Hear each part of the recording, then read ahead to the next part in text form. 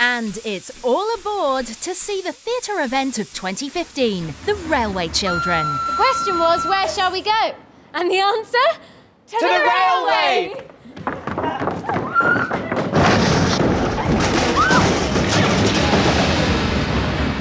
This stunning adaptation of E. Nesbit's classic novel The Railway Children is currently playing at London's King's Cross Theatre, a new purpose-built 1,000-seat venue. This original show features a stage built around a real train track and a beautiful 60-ton locomotive that steams into the theatre to delight all ages.